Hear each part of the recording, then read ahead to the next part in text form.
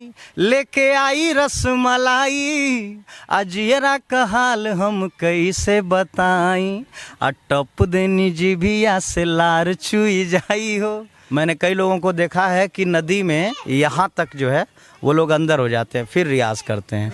तूने बेचैन इतना ज्यादा किया। हमारे ही घर पे पहले वो एंटीना लंबा वाला चलता था जो बांस में गड़ा रहता था, कभी मऊ की तरफ घुमाओ तो कभी गोरखपुर की तरफ घुमाओ कि अरे आज के लवंडा खाली सी सवे निहार ले, आज के लवंडा कटोरा कट में बबुआ बार कटवावे ले। नमस्कार, मैं हूं पल्लवी राय। आप देख रहे हैं भारत एक नई सोच। आजमगढ़ आए हुए थे तो एक नाम जो है वो बार बार मुझे सुनाई दे रहा था। लोग बार बार एक नाम ले रहे थे, बोल रहे थे आजमगढ़ आई हैं तो उनसे ज़रूर मिलिएगा। तो हम पता पूछते पूछते पहुंच गए। हालांकि सत्या ने बड़ी मदद की, अगर वो नहीं होते तो शायद हम लोग घूमते ही रह जाते।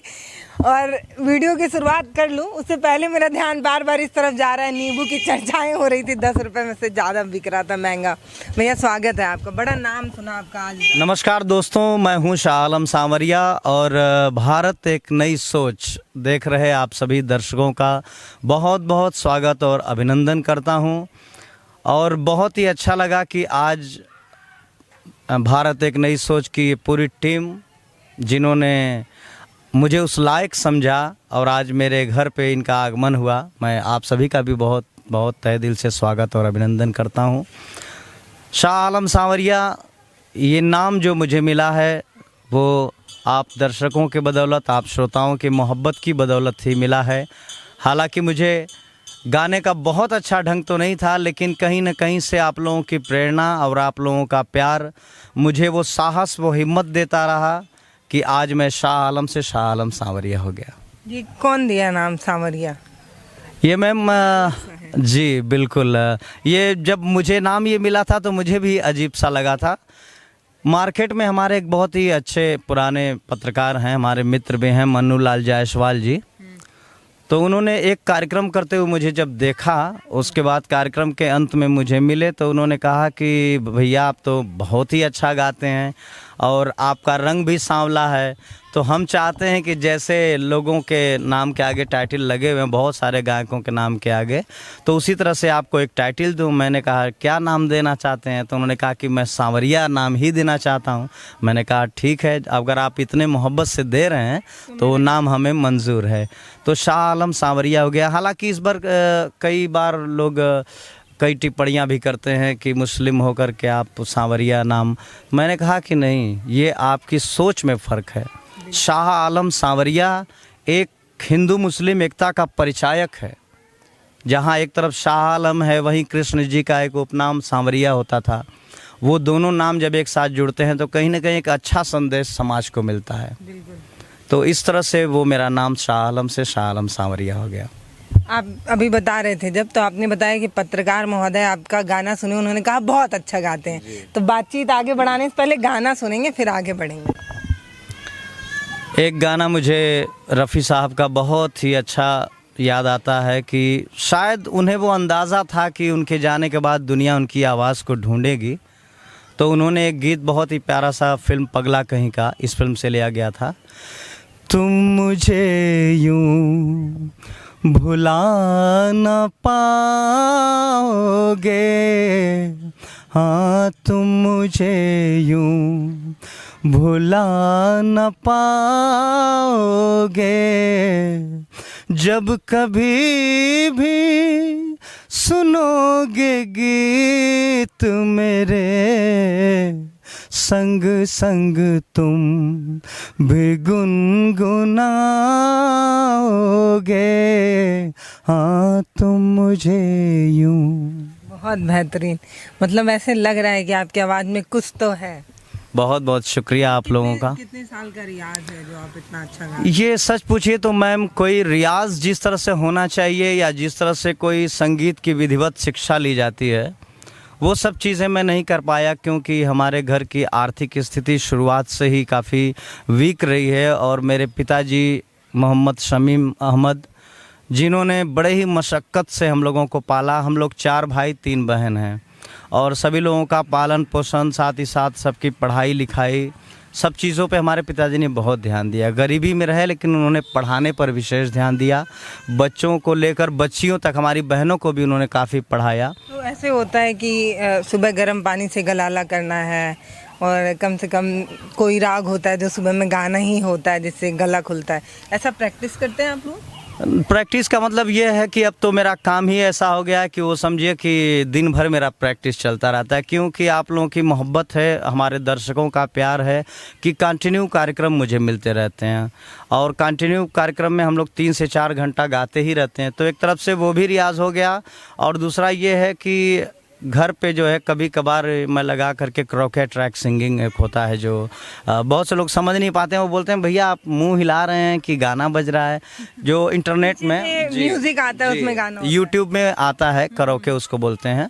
तो करोके ट्रैक सिंगिंग के माध्यम से भी मैं अपना गाना गाता रहता हूँ। और सुबह का रियाज़ का मतलब ये कि बड़े बड़े उस्ताद लोगों ने कहा है और मैंने भी कई जगह पढ़ा है कि सुबह का रियाज़ जो है गले के लिए बहुत बेहतरीन होता है। अरे कई लोग तो बरहज बाज़ार में, हमारा पुराना घर, असली हमारा घर जो है बरहज है, मैंने कई लोगों को देखा है कि नदी में यहाँ तक जो है वो लोग अंदर हो जाते हैं फिर रियाज़ करते हैं। और ऐसा माना जाता है कि जो नदी की लहरें जो आती जाती हैं वो गले के इस पर जो है वोकल कार्ड्स पे जब टकराव देती हैं तो उससे वो गले में काफ़ी बेहतरीन सुधार आता है। कोशिश की या नहीं, वहाँ से तो हम लोग बहुत साल पहले ही, जब मैं काफ़ी छोटा था तो हम लोग यहाँ आ गए, लेकिन सुबह सुबह हम लोग रियाज़ करते हैं जैसे घर पे ही। और हमारे जो उस्ताद थे शान मोहम्मद जी, उन्होंने बताया था कि एक मिट्टी का मटका लेकर के उसमें मुंह डाल के और आलाप लो, जिसमें हम ओम का आलाप भी ले सकते हैं। जैसे अब अगर हम अब उसमें हम ओम, इस तरह का भी हम आलाप ले सकते हैं। तो सुबह सुबह अगर हम रियाज़ करते हैं तो हमारा गला काफ़ी बेहतरीन हो जाता है, गाने के लिए और तैयार हो जाता है। और गाना सुनेंगे आपको? गाना देखिए, हम तो जब से गा रहे हैं रफ़ी साहब के गाने ही हमने सुने हैं, लेकिन जैसे जैसे मैं सुनता गया मुझे गाने की प्रेरणा मिलती गई और मैं सभी लगभग पुराने जितने भी सिंगर्स हैं मैं सभी लोगों के गाने गाता हूं और कोशिश करता हूं कि उनकी वॉइस टचिंग भी देने की मैं कोशिश करता हूं उनके गीतों में। जैसे कि अगर अजीज़ साहब का गाना, मोहम्मद अजीज़ साहब का उनका है तूने बेचैन इतना ज़्यादा किया, मैं तेरा हो गया, मैंने वादा किया। तूने बेचैन इतना ज़्यादा किया, मैं तेरा हो गया, मैंने वादा किया। ये अजीज़ साहब इस तरह से गाते हैं। और जब बात आती है शब्बीर कुमार की तो उनके गाने, तो उनकी वॉइस थोड़ी डिफरेंट होती है। उनका इस तरह से होता है, हैरान हूँ मैं आपकी जुल्फ़ों को देख कर, इसको घटा कहूँ, इसको घटा कहूँ तो घटाओं को क्या कहूँ, हैरान हूँ मैं आपके जुल्फ़ों को देख कर। जी, ये अंदाज़ शब्बीर कुमार का होता है। मुकेश जी के जब हम गानों को सुनते हैं तो उनका अंदाज़ थोड़ा अलग होता है। मैं कोशिश करता हूँ उसको टच करने का। जैसे उनके बहुत सारे गीत हैं, दुनिया बनाने वाले क्या तेरे मन में समाई, काहे को दुनिया बनाई तूने, काहे को दुनिया बनाई। बहुत बेहतरीन, इसमें लग रहा था। तो जी, ये मुकेश एक और। मुकेश जी का और भी गाना है, चांद की दीवार न तोड़ी, प्यार भरा दिल तोड़ दिया। एक धनवान की बेटी ने निर्धन का दामन छोड़ दिया।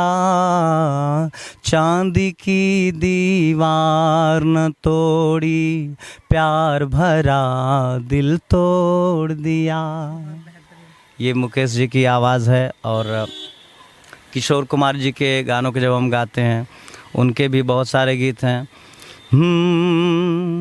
मुसाफिर हूँ यारों, ना घर है ना ठिकाना।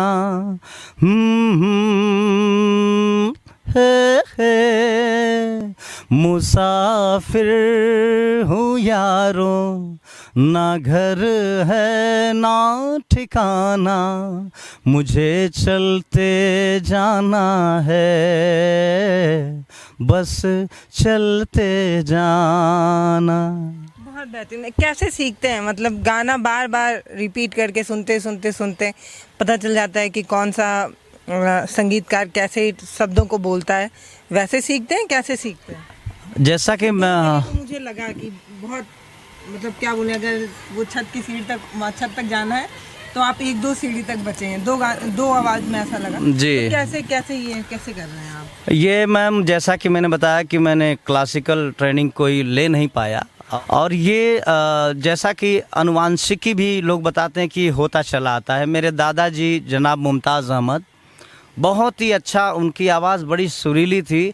और जैसे कि मुस्लिम शादियों में या किसी भी फंक्शन में जो है मिलाद और नात शरीफ वगैरह होता है, तो वो पढ़ा करते थे और मुझे बचपन में साथ ले करके जाया करते, मैं सुनता था बस। और फिर मेरे पिताजी और मेरे चाचा जी, हमारे पिताजी 5 भाई लोग हैं और 5 भाई ऐसे हैं कि जब उनका गाना आप सुनेंगे आप मंत्रमुग्ध हो जाएंगे। बहुत ही प्यारी आवाज़, बहुत ही सुरीली आवाज़। और भी गाते हैं जी, और नदी के किनारे हम लोग का घर था बरहज में, बरहज बाज़ार देवरिया ज़िला में। तो ये लोग जब सुबह उठ कर के जाया करते थे नहाने के लिए, तो वहीं नहा धो के फिर मस्त से गाते थे आधा 1 घंटा मगन हो कर के। लेकिन इनका ऐसा रहा कि सिर्फ ये शौकिया था इनका गाना, लेकिन जब मुझे ये चीज़ मिली तो उसको मैंने अपना प्रोफेशन बना लिया। और मुझे लगा कि इस फील्ड में अगर गाना ही है तो कुछ करके भी दिखाएं, सिर्फ अपने घर में गाने से कोई फ़ायदा नहीं है, कुछ लोगों तक आवाज़ पहुँचे, कुछ लोग जाने। तो बहुत ही मतलब अच्छे जगहों पे कार्य, अभी हाल ही में जो है दिनेश लाल यादव जी के कई कार्यक्रम में भी मुझे शिरकत करने का मौका मिला। आपको बता दूं कि मैं कुछ गीत लिखता भी हूं कभी कभी, हालांकि मैं आप अपना ही सुनाइए। हाँ, कोई जी, मेरी रचनाओं में, जैसे मैं राइटर तो हूँ नहीं, बेसिकली मैं सिंगर ही हूँ, लेकिन सिंगर भी बहुत दिन तक जब गाता है तो उसके एक्सपीरियंस से वो कभी न कभी वो थोड़ा भी लिख लेता है, खुद बन जाता है, और जो लिखता है अच्छा ही लिखता है। मैंने बहुत पहले, ये सत्य घटना पर आधारित है, हमारे ही घर पे पहले वो एंटीना लंबा वाला चलता था जो बांस में गड़ा रहता था, कभी मऊ की तरफ घुमाओ तो कभी गोरखपुर की तरफ घुमाओ, तब वो पकड़ता था। नीचे से लोग आवाज़ मारते, हाँ हाँ हाँ साफ आ गया। मैं भी हम लोग के घर में भी वो देखा है मैंने जी। फिर छत से कोई चिल्लाता था, नीचे से हाँ कि आ गया क्लियर हो गया, तो वही वाला एंटीना लगा हुआ था। और मैं और मेरा बड़ा बेटा है समीर आलम अभी वो 5-6 साल का था, और उस एंटीना पर कौवा आके बैठा। तो मेरे बच्चे ने जब दिखाया कि अब्बू देखो कौवा बैठा है, तो जब मैंने देखा तो मेरे माइंड में एकाएक ये चीज़ आया कि जैसे हमारे गांव गिराव में, ख़ास करके देहातों में, लोग जब कौवा आके घर के छत पे बैठता है तो लोग बोलते हैं कि अरे यार कोई मेहमान आने वाला है। तब मैंने सोचा कि मेहमान जब आते हैं तो मेज़बान और मेहमान दोनों लोग तो उतना खाते पीते नहीं हैं। मेहमान आते हैं तो भी कुछ भी जो है मीठा उठा लेके आते हैं हाथ में। हमारे यहाँ जब आते हैं तो हम भी उनके लिए कुछ खास पकवान तैयार करते हैं उनके स्वागत में। लेकिन उससे ज़्यादा बच्चे लोग बहुत खुश होते हैं। वो मिठाई का डब्बा आया नहीं तब तक बच्चे बोलते हैं अम्मी जल्दी से हमको इसमें से निकाल के दो, बर्फ़ी है कि रसगुल्ला है, क्या है। उसी चीज़ को, उस बाल मन की कथा को मैंने अपने गीत में डाला। उसको मैंने उस सांचे में उसको मैंने लिखा था। वो कौवा, अब देखिए बच्चा जब कौवे को देख रहा है तो उसकी व्याकुलता इतनी बढ़ रही है कि वो सब्र नहीं कर पा रहा है, उस कौवे से पूछ रहा है। वो गीत के भाव में कैसे है वो मैंने लिखा था अरे कौआ मामा बोला के आई हो, कौआ मामा बोला के आई हो, चाचा चाची आई हैं कि आई हैं बड़की माई हो, कौआ मामा बोला के आई हो, नाना जे आई हैं लेके आई हैं रसगुल्ला, हमारे खुशी में हम बाट भर महल्ला। वो जानती हैं क्यों? जब रसगुल्ला लेकर या बर्फ़ी लेकर या बिस्कुट लेकर कोई आता है मेहमान, तो बच्चा उसमें से उठाता ज़रूर है, लेकिन बाहर निकल करके अपने छोटे छोटे दोस्तों में, अरे हमारा नाना लिए ना, हमारा नानी लिए ना, वो बांट करके छोटे छोटे टुकड़े करके लोग खाते हैं। तो उस पर मैंने वो लिखा था कि नाना जे आई हैं लेके आई हैं रसगुल्ला, हमारे खुशी में हम बाट भर महल्ला, तो धीरे धीरे मजा लेके सभे केहू खाई हो, चाचा चाची आई हैं कि आई हैं बड़की माई हो, आ नानी जे आई लेके आई रसमलाई, अजियरा का हाल हम कैसे बताई, आ टप देनी जीभिया से लार चुई जाई हो, चाचा चाची आई हैं कि आई हैं बड़की माई हो। इस तरह से जो है कुछ रचनाएं अपनी स्वलिखित भी हो जाती हैं। बहुत पहले मुझे याद है कि बीच में एक ट्रेंड बहुत चला था तेरे नाम वाला, जो बच्चे बाल जो है, हाँ तेरे नाम वाला था। फिर अजय देवगन वाला भी काफ़ी दिन तक चला, और उसमें मैंने, खैर स्टाइल तो हमेशा हर टाइम में बदलता ही रहता है, लेकिन उस स्टाइल की कुछ परेशानियां भी होती हैं, वो मैंने देखा, नोटिस किया था। क्योंकि अक्सर हम लोग के कार्यक्रम शादी विवाह में होते हैं, और शादी विवाह में जब मैं जाता था तो जो घर वाले लड़के काम करने वाले होते हैं, वो कहीं डेग उठा रहे हैं, कहीं प्लेटें उठा रहे हैं, तो जब झुकते थे तो बाल जो है उनके आँखों में चला जाता था। फिर उसको सही करते थे, लेकिन वो स्टाइल न बदले, भले ही कर्ष हो लेकिन स्टाइल न बदले। उस पर मैंने लिखा था कि अरे आज के लवंडा खाली सी सभे निहारे लें, आज के लवंडा। ये हमारा एक मित्र था मार्केट में, सैलून में, उसने बताया कि भैया मैं तो बहुत ज़्यादा परेशान हो जाता हूँ इन बच्चों से। मैं कहा कैसे?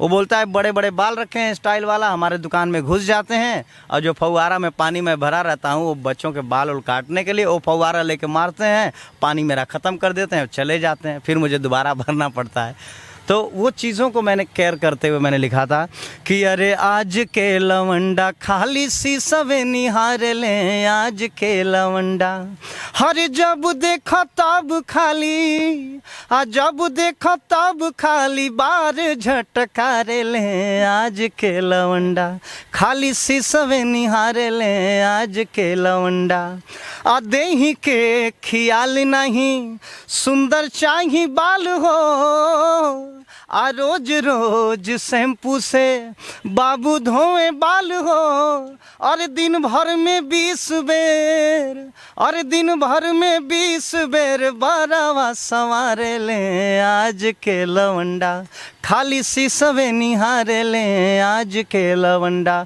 और आज के बच्चों में जो माता पिता का कहना न मानने की जो आदत मैं देख रहा हूँ आजकल, बाल तो बड़ा अलग है, नीचे से एकदम छोटा और ऊपर से टोपी जैसा है। हाँ ये भी देखिए, ये फैशन का युग है।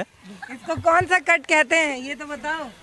उसको नहीं पता होगा, जाके ऐसे ऐसे कटवा लिया होगा। ये मुझे लगता है कौन सा कट है ये? कटोरा कट? कटोरा कट। क्या कह रहे हो? एक कट, एक कट, एक कट, एक कट, एक कट है वो।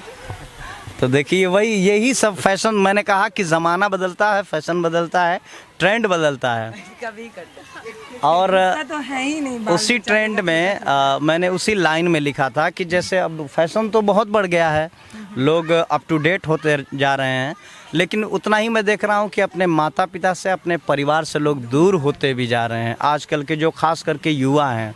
तो उस पर मैंने लिखा था, उसी गीत में मैंने लिखा था कि कहना न माने ले अपना माई बाप के, आ लवंडन के हालत हम का बताई आपके, अरे कटोरा कट में बबुआ बार कटवावे लें, कटोरा कट में बबुआ बार कटवावे लें, आज के लवंडा, खाली शीशवे निहारे लें, आज के लवंडा।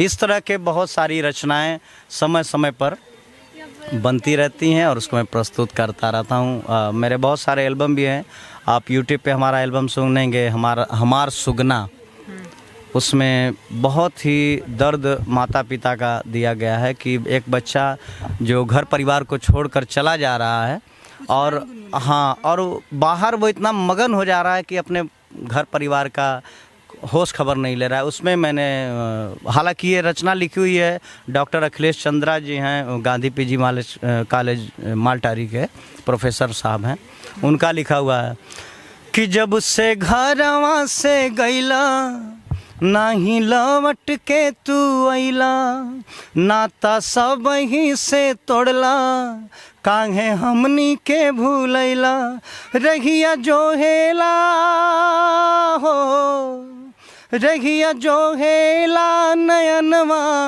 हमार सुगना, आजा आई जाय अंगनवा हमार सुगना, आजा आई जाय अंगनवा हमार सुगना, हो आजा आई जा सुगनवा, आई जा सुगनवा, आई जा सुगनवा, हो आई जा सुगनवा, आई जा अंगनवा हमार सुगना हो। बहुत बेहतरीन। और ऐसी मैंने कई आपको स्टोरियां दिखाई हैं कि कुछ चंद पैसे कमाने के लिए बच्चे अपना घर छोड़कर जब निकलते हैं फिर वापस आते नहीं हैं। उनको अपना परिवार नज़र आता है, अपने बच्चे नज़र आते हैं, अपनी पत्नी नज़र आती है, लेकिन वो माँ ही नहीं नज़र आती जो न जाने कितने सालों से उसको पाल रही है, उसको इस काबिल बना रही है कि वो कुछ चंद पैसे कमा सके। तो ऐसा मैंने कई स्टोरी आपको अपने चैनल पर दिखाई है। कई गाँव में जाके कई दादी से जब हम बात करते हैं तो उनके आँख के आंसू भी अब सूख चुके हैं, रोते रोते उम्मीद टूट गई है कि अब बच्चे वापस आएंगे। तो ये जो आपने सुनाया है ना, मुझे फिर वही जहन में वही बात याद आ रही थी जो मैं एक गाँव में एक दादी से बात करी थी। उनके 5 बच्चे थे। आप सोचिए वो बूढ़ी माँ 5 बच्चों को, तब जवान रही होंगी, वो 5 बच्चों को पाल लेती हैं, लेकिन जब उनका समय आता है तो 5 बच्चे मिलके एक माँ को नहीं पाल पाते। और ये सच्चाई है, मैंने देखा है। बड़ा दुख होता है कि मतलब छोटे छोटे बच्चे रहे होंगे, सर्दी में जब कभी बाथरूम करते होंगे बिस्तर पे तो उनको सूखे में सुलाती होंगी कि कहीं जुकाम ना हो जाए, और अपने खुद उस गीले में सो जाती होगी वो माँ। और जब बच्चे बड़े होते हैं तो ऐसे निकलते हैं कि जैसे कोई फ़र्क ही नहीं पड़ता। इस वीडियो को यहीं ख़त्म कर रही हूँ, बड़ा मार्मिक हो गया है। अगर आप कुछ और सुनाना चाहें तो मैं तो मतलब जैसे कि आपने माँ की बात छेड़ ही दी, तो बहुत पहले एक गीत, जब भी माँ की बात होती है तो वो गीत अपने आप ही दिलो दिमाग में कौंध जाता है। और बड़ा ही प्यारा सा गीत था कि दुखन लागी है माँ तोरी अखियाँ, दुखन लागी है माँ तोरी अखियाँ, मेरे लिए जागी है तू सारी सारी रतियाँ, मेरे रोने पे मेरे हंसने पे तू बलिहारी है। ओ माँ, ओ माँ, ओ माँ, ओ माँ, तू कितनी अच्छी है, तू कितनी भोली है, प्यारी प्यारी है। ओ माँ, ओ माँ, ओ माँ, ओ माँ। बहुत बेहतरीन। आपको अगर लोग ढूंढना चाहें तो YouTube पे जाके क्या ढूंढना, आप बताएं। जी हाँ, YouTube पे अगर आप मुझे सर्च करना चाहें तो शाह आलम सांवरिया जब आप लिखेंगे तो मेरे बहुत सारे एल्बम आपको मिलेंगे। और सांवरिया म्यूज़िकल ग्रुप आप सर्च करेंगे तो मेरा अपना चैनल भी मिलेगा। अच्छा, आपका अपना चैनल? जी, सांवरिया म्यूज़िकल ग्रुप करके मेरा चैनल भी है, यूट्यूब चैनल है। और आप मुझे फेसबुक पर भी, इंस्टाग्राम पर भी जुड़ सकते हैं, मतलब चौतरफा मिलेंगे। जी, शाह आलम सांवरिया सिंगर जब आप फेसबुक पे सर्च करेंगे शाह आलम सांवरिया सिंगर तो हम वहाँ पे मिलेंगे। और जब भी किसी तरह के आप कार्यक्रम, बढ़िया कार्यक्रम अगर आप करवाना चाहें, सभी दर्शकों, सभी श्रोताओं को मैं कहना चाहूँगा कि जिस तरह से आपने गीत सुने, क्योंकि हम इस तरह के गायक हैं, हम बहुत ज़्यादा ये अश्लील और फूहड़ गानों पे विश्वास नहीं रखते। लोग आज वही गाने गा करके सुपर हिट होते जा रहे हैं, लेकिन मुझे वो मुकाम नहीं चाहिए। मुझे वो सुपरहिट होना पसंद नहीं है जो एक गंदगी फैलाते हुए समाज में पहुँचे। मैं थोड़ा नीचे ही रहूँगा, लेकिन जहाँ रहूँगा साफ़ सुथरा रहूँगा। और ख़ास करके आपने अच्छे जो श्रोता हैं, अच्छे जो दर्शक हैं, मैं उन लोगों के दिलों तक ही रहूँगा तो भी मेरे लिए बहुत काफ़ी होगा। एक गाना भी है, कल कोई मुझको याद करे, क्यों कोई मुझको याद करे। हाँ, मैं पल दो पल का शायर हूँ, पल दो पल मेरी कहानी है, पल दो पल मेरी हस्ती है, पल दो पल मेरी जवानी है, मैं पल दो पल का शायर हूँ। वाकई इस शायर ने कहा है कि मैं पल दो पल का शायर हूँ। मेरे बाद सुनने वाला, बेहतर गाने वाले, मुझसे बेहतर सुनने वाले लोग आते रहेंगे, ये कारवां चलता रहेगा। लेकिन अगर हम अच्छा गाएंगे तो हमारा नाम हमेशा रहेगा। आज ही देखिए बहुत सारे गाने आज निकलते हैं, एक हफ्ते के बाद गायब हो जाते हैं, पता नहीं चलता है। लेकिन रफ़ी साहब के गाने, मुकेश जी के, किशोर कुमार के गाए हुए जो गाने हैं, आज वर्षों पुराने गाए हुए हैं, आज भी उतने ही ताज़े लगते हैं। पुराने जो गाने थे उसमें साल 2 साल तक मेहनत होती थी। हम लोगों ने पढ़ा है, जाना है कि एक गाने को 6 महीने में लिखा गया, 1.5-2 साल के बाद उनका म्यूज़िक तैयार हुआ, 3 साल के बाद जो गाना रिकॉर्ड हुआ। तो जिस गाने में इतनी मेहनत लगेगी उसमें भाव आना स्वाभाविक है। और आजकल के जो गाने, भैया आधे घंटे स्टूडियो में बैठे नहीं कि गाना भी लिखा गया, कंपोजिंग भी हो गया, रिकॉर्ड भी हो गया और आउट भी हो गया, आप सुनने लगे। तो उसमें क्या मिलेगा? जिस चीज़ में मेहनत होती है उसमें उसका असर दिखता है। तो और इसी के साथ मैं शाह आलम सांवरिया, भारत एक नई सोच, आप इस चैनल को सब्सक्राइब करें, इसका बेल आइकॉन ज़रूर दबाइएगा और वीडियो अच्छा लगे तो लाइक कीजिएगा, शेयर भी कीजिएगा, क्योंकि ऐसे ही कूड़े कचड़े में दबे हुए कोहिनूर हीरो को तराशने का ये लोग काम करते हैं और आप तक पहुंचाने का काम करते हैं। अगर ये ना होते तो शायद आप लोगों से जुड़ने का मौका आज नहीं मिल पाता। इसलिए मैं कहना चाहता हूं कि इस चैनल को सब्सक्राइब कीजिए और अच्छे वीडियोस हमेशा आप सभी तक पहुंचेंगे। आप सभी लोगों का तहे दिल से धन्यवाद, नमस्कार, प्रणाम, जय हिंद, जय भारत। सब भैया ही बोल दिए, मुझे कुछ बोलना ही नहीं है। नमस्ते। हमारे वीडियो का नोटिफिकेशन पाइए सबसे पहले हमारे ऐप से। हमारे ऐप को प्ले स्टोर से डाउनलोड करने के लिए डिस्क्रिप्शन में दिए गए लिंक पर जाइए और हमारे ऐप को इंस्टॉल करिए, क्योंकि ये बिल्कुल फ्री है।